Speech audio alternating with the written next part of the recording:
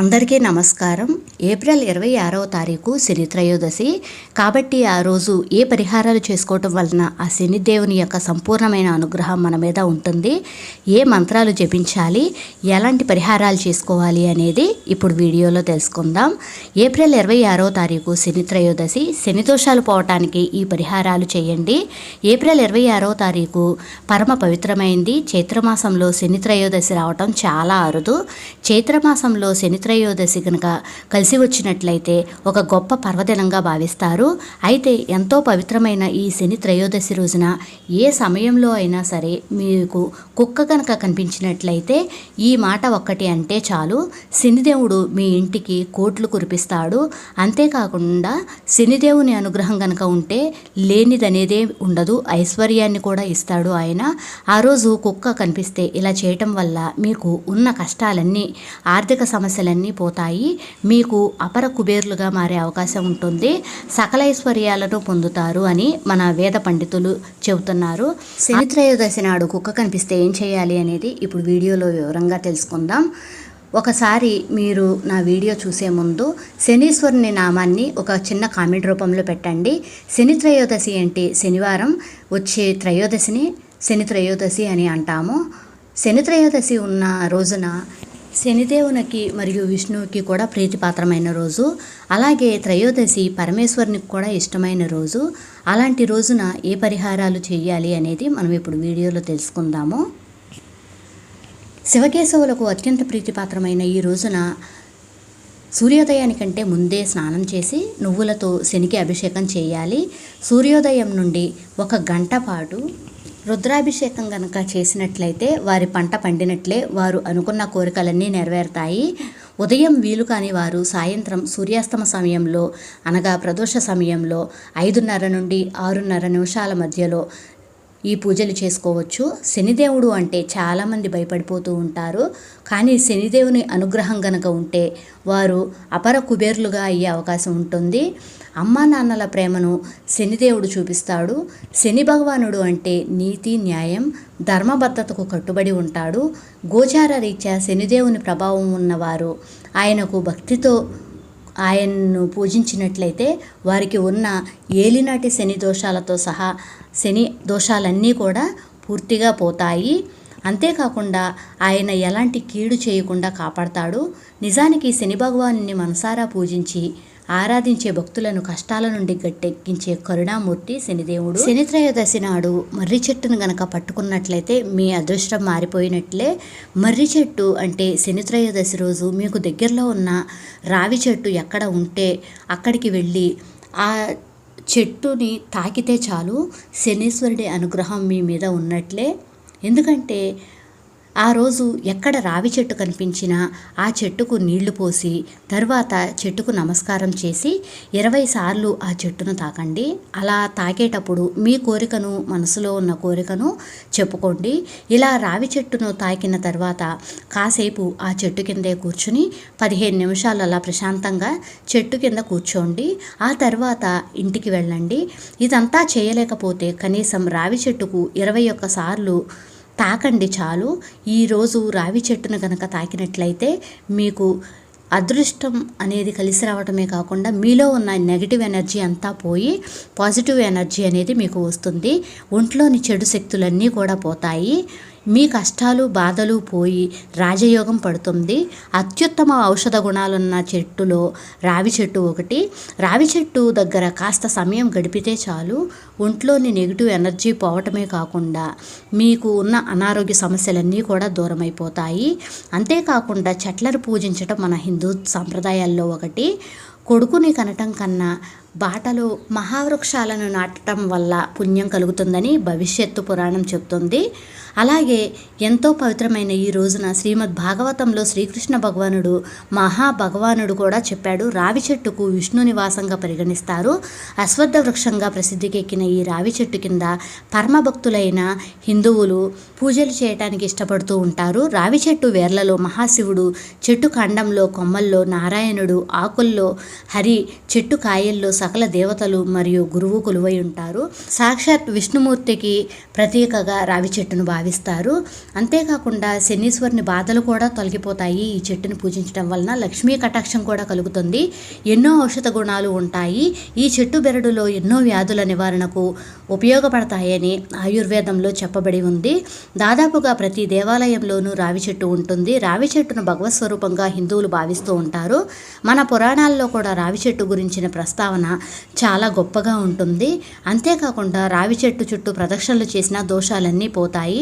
రాత్రిపూట కూడా ఆక్సిజన్ను అందించే అతి తక్కువ చెట్లలో రావి చెట్టు కూడా ఒకటి.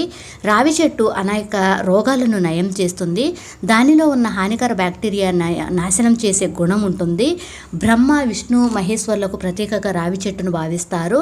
మన పురాణ గాథలు కూడా చెబుతున్నాయి. ఒకసారి కష్టపడటం అలవాటైన వారికి సుఖపడటం తేలికగానే ఉంటుంది. అలాగే సుఖపడిన వారికి కష్టపడటం కొంచెం కష్టంగానే ఉంటుంది. కానీ శని అనుగ్రహం వల్ల కష్టపడిన దానికి ప్రతిఫలం అనేది ఇస్తాడు. అలాగే సుఖాన్ని కూడా ఇస్తాడు. అది ఎంత ఆనందంగా ఉంటుందో ఎవరికి వారి అనుభవిస్తే కానీ తెలియదు. అది ఒకరు చెప్పేది కాదు. మీకున్న శని బాధలన్నీ పోవాలి అంటే శని త్రయోదశి రోజున శని యొక్క మంత్రాలను, స్క్రీన్ మీద చూపించిన మంత్రాలను ఒకసారి మీరు మననం చేసుకోండి. మీకు గనక చదవటం రాదు అనుకుంటే కనీసం వీడియో రూపంలో అయినా వినటం నేర్చుకోండి. అంతేకాకుండా శని త్రయోదశి రోజున శని భగవానుడికి చేసే పూజా పునస్కారాలు మామూలు సమయంలో చేసే వాటికంటే అధిక ఫలితాలను ఇస్తాయి. అలాగే ఈ సమయంలో చేసే పాపాలు కూడా అధిక చెడు ఫలితాలను ఇస్తాయి. జాతకరీత్యా శని దశ బాగోలేదు, అంతర్దశలు జరుగుతున్నవారు, ఏలినాటి శని జరుగుతున్నవారు కూడా ఈ అష్టమ శని, అర్ధాష్టమ శని వలన ఎవరైతే పీడింపబడుతున్నారో అటువంటి వారందరూ కూడా ఈరోజు శని పరిహారాలు అంటే నువ్వుల నూనెతో శనికి అభిషేకం చేయటం, ఉపవాసం ఉండటం, రావి చెట్టుకు ప్రదక్షిణలు చేయటం, ఆవరణలో రావి చెట్టు ఆవరణలో దీపం వెలిగించటం వంటి పరిహారాలను కనుక ఏ ఒక్కటి చేసుకున్నా కూడా చాలా మంచిది. అంతేకాకుండా కాకికి అన్నం పెట్టడం వల్ల, నల్ల కుక్కకు అన్నం పెట్టడం వల్ల, నల్లని గొడుగు, నల్లని వస్త్రాలు, నల్లని నువ్వులు, తోలు వస్తువులు, నవధాన్యాలు, నువ్వుల నూనె దానం చేయటం వలన కూడా మంచి ఫలితాలు లభిస్తాయి. అంతేకాకుండా పాపము, రుచి దోషాలు, దారిద్ర్యం తొలగుతాయి. అలాగే వృత్తిపరమైన సమస్యలు, వివాహంలో ఆటంకాలు, శత్రుభయము, కోర్టు సమస్యలతో ఉన్నవారి సమస్యలు కూడా తొలగిపోతాయి. శనిదేవుడి యొక్క అద్భుతాలను చూసినట్లయితే మన జీవితంలో శనిదేవుణ్ణి అసలు వదిలిపెట్టము. మామూలు విష్ణుదేవుణ్ణి పూజించినట్లుగానే శనిదేవుణ్ణి కూడా ఆరాధిస్తాము. ఆ శనిదేవుని చూసి అందరూ భయపడిపోతూ ఉంటారు. కానీ అలా భయపడిన అవసరం లేదు. ఎందుకంటే శనిదేవుడు ఎవరిని అనవసరంగా బాధింపడు. శనిగ్రహం యొక్క అనుకూల ప్రతికూల పరిస్థితులకు కారణం శనిదేవుడే. కాబట్టి ఆయన్ని భక్తి శ్రద్ధలతో ఎవరైతే పూజిస్తారో వారికి శని అనుగ్రహం, ముఖ్యంగా సంపూర్ణ అనుగ్రహం ఉంటుంది వారి మీద. ఒక గిన్నెలో ఆవ నూనె లేదా నువ్వుల నూనె తీసుకుని అందులో మీ ముఖాన్ని చూసి ఆ నూనెను శనిదేవుని ఆలయంలో సమర్పించాలి. శనిదేవునికి నువ్వుల నూనెతో పాటు ఆవు నెయ్యి కూడా చాలా ఇష్టము. కాబట్టి శనిదేవుడికి ఈ పరిహారాలు చేస్తే చాలా ఫలితాలు ఉంటాయి. ఎంతో పవిత్రమైన శనిదేవునికి ఇష్టమైన శనిత్రయోదశి రోజున కుక్క కనిపిస్తే ఈ మాట అనండి చాలు, మీ దశ మొత్తం తిరిగిపోతుంది. ప్రతి ఒక్కరి ఇంటి దగ్గరలో వీధుల్లో తిరుగుతూ కుక్కలు ఉంటాయి. గ్రామాలకు కాపలాగా ఉంటాయి. అందుకే కుక్కను గ్రామసింహాలు అని పిలుస్తారు. వీధి కుక్కను ప్రతిరోజు ఏదో ఒక ఆహారం కనుక తినిపించినట్లయితే మీ జాతకంలో ఉన్న దోషాలన్నీ పోతాయని మన శాస్త్రాలు చెబుతున్నాయి. కొంతమంది మూగజీవాలైన కుక్కలకు ఊరికే కొడుతూ ఉంటారు. వాటిని హింసిస్తూ ఉంటారు. అవి ఏమీ చేయకపోయినా సరే వాటిని కొడుతూ ఉంటారు. కానీ అలా కుక్కను, ముఖ్యంగా వీధి కుక్కను ఊరికే కొట్టడం ద్వారా శనీశ్వరుడికి ఆగ్రహానికి గురవుతారు. కుక్కను బాధించే వారిని శనీశ్వరుడు ఖచ్చితంగా బాధిస్తాడు. దానిలో ఎటువంటి సందేహం లేదు. కాబట్టి ఎప్పుడూ కూడా వీధి కుక్కలను కొట్టవద్దు. కొడితే మాత్రం శనీశ్వరుడు కోపానికి గురవుతారు. గుర్తుంచుకోవాల్సిన విషయం ఇదే. శనిదేవునికి మూగజీవులంటే చాలా ఇష్టం. ముఖ్యంగా కాకులు, కుక్కలు అంటే దేవునికి చాలా ఇష్టం. దేవునికి వాహనంగా చెబుతారు. శని త్రయోదశి రోజు మీకు ఏ సమయంలోనైనా వీధి కుక్కలు కనుక కనిపించినట్లయితే ఆహారాన్ని పెట్టండి. ఉప్పుని ఆహారంగా పెట్టడం వలన ఆ కుక్కలు మీపై విశ్వాసాన్ని కలిగి ఉంటాయి. ఉప్పు తిన్న విశ్వాసం అని సామెత ఉంటుంది కదా. ఈరోజు ఉప్పును కూడా ఆహారంలో కలిపి, డైరెక్ట్గా కాకుండా ఆహారంలో కలిపి ఆ ఉప్పుని పెట్టండి. ఎందుకంటే డైరెక్ట్గా ఉప్పును కనుక పెట్టినట్లయితే తినవు కాబట్టి మీరు ఇంట్లో వండుకున్న అన్నం తీసుకుని ఆ అన్నంలో పెరుగును కానీ పాలను కలిపి వండుకున్న కూరలైనా సరే కలుపుకొని ఆ అన్నంలో వీధి కుక్కలకు ఆహారంగా తినిపించండి. మీ జాతక దోషాలన్నీ కూడా పోతాయి. అంతేకాకుండా శనిదేవునికి ఇష్టమైన ఈ రోజున ఈ పరిహారాన్ని చేసినట్లయితే ఏలినాటి శని దోషాలన్నీ కూడా పూర్తిగా తొలగిపోతాయి. అంతటి మహత్యమైన రోజు ఈ శని త్రయోదశి. ఇలా కుక్కలకు ఆహారాన్ని పెట్టినప్పుడు మనసులో మీరు శనీశ్వరుని నామాన్ని తలుచుకుంటూ ఉండండి. నేను స్క్రీన్పై ఇచ్చిన నామాన్ని మీరు ఆ కుక్క అన్నం తిన్నంతసేపు కూడా, ఆహారాన్ని తీసుకున్నంతసేపు కూడా మీరు మనసులో అనుకుంటూ ఉంటే ఆ శనీశ్వరుని అనుగ్రహం తప్పకుండా మీ మీద ఉంటుంది. ఈరోజు కుక్కకు ఆహారాన్ని పెట్టి ఈ మంత్రాన్ని జపించటం వలన ఆయన అనుగ్రహంతో పాటు మీ దోషాలన్నీ కూడా పోతాయి. మీకున్న కష్టాలు, బాధలు అన్నీ కూడా దూరమైపోతాయి. అటువంటి మంచి రోజు ఈ శని త్రయోదశి. ఇటువంటి రోజున ఈ పరిహారాలను తప్పకుండా చేసుకుని మీ జాతక దోషాలన్నీ కూడా పోగొట్టుకోగలరు. ఆ శనిదేవుని యొక్క అనుగ్రహం కనుక ఉన్నట్లయితే మీరు చేసిన ప్రతి పనిలోనూ విజయం అనేది లభిస్తుంది.